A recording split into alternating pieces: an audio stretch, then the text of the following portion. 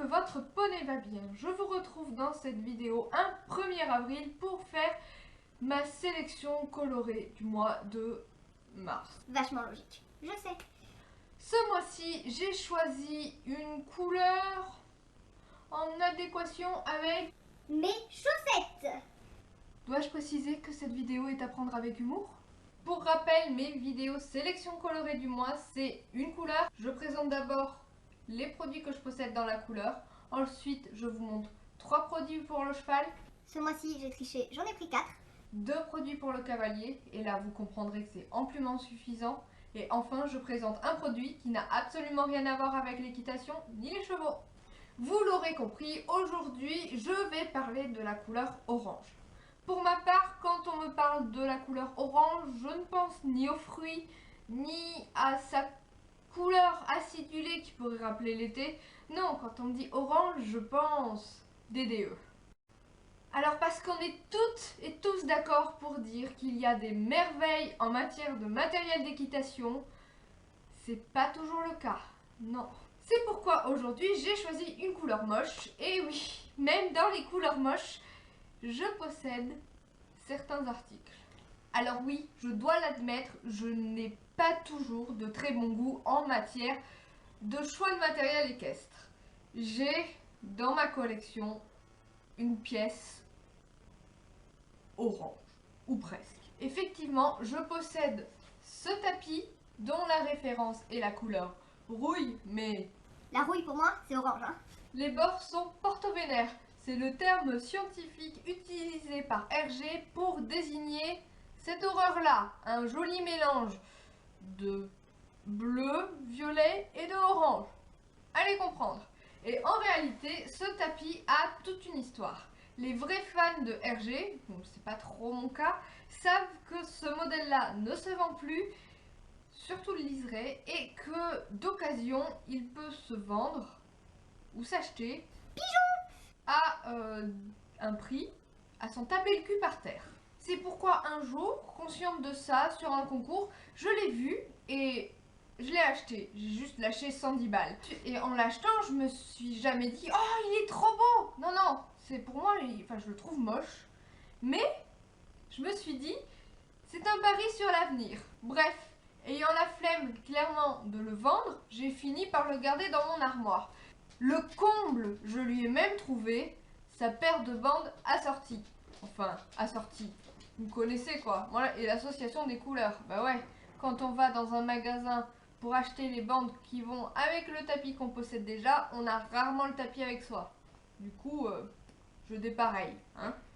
Donc pour la petite histoire, j'ai fini par garder ce tapis, par me dire qu'un jour, je le vendrai probablement. J'ai régulièrement des offres. Et je me suis dit, en achetant un palomino, mais ça va être affreux. Bah non, finalement j'aime bien. Du coup je le garde. Finalement je l'aime bien ce tapis. Mais croyez-moi, il n'y a pas que de belles choses en matière de matériel d'équitation. Surtout avec la couleur orange. Effectivement, en traînant un peu sur le net, je suis tombée sur une marque qui propose des produits un petit peu particuliers. I am Catwoman. Alors si tu as envie de transformer ton cheval en Catwoman, mets-lui la combinaison Hood. Hood, c'est une capuche, une cagoule, voilà, une cagoule plutôt, qui va garder ton cheval bien au propre avant un concours. Oui, mais est-ce qu'ils étaient obligés de la faire de cette couleur? Là, Catwoman, elle met plutôt les collants d'une carotte, tu crois pas?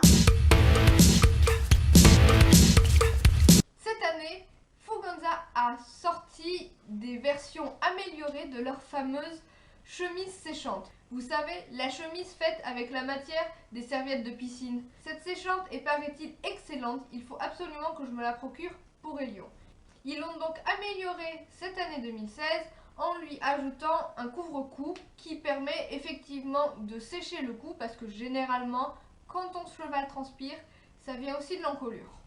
On sait tous que Fuganza est assez avant-gardiste, ou carrément à côté de la plaque, concernant la couleur de ses chemises.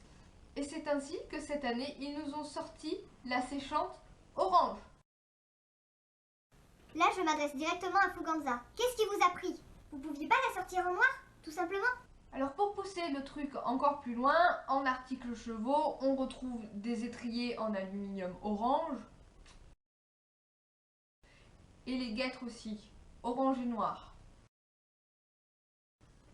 Faut vraiment avoir envie, hein. Passons maintenant au matériel du cavalier. Honnêtement, il y a des stylistes qu'on ferait mieux de mettre au chômage. Oui, parce que je vous disais que pour moi, le orange me rappelait fortement les tenues de la DDE. Oui, ben, en matériel d'équitation, on n'est pas forcément mieux non plus.